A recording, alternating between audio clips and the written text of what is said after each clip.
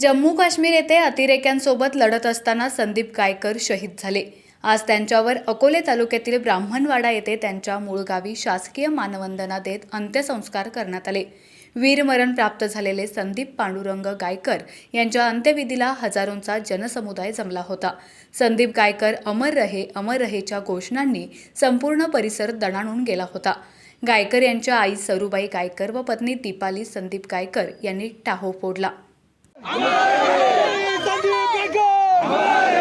संदीप गायकर भारत माता की जय, भारत माता की जय, भारत माता की जय।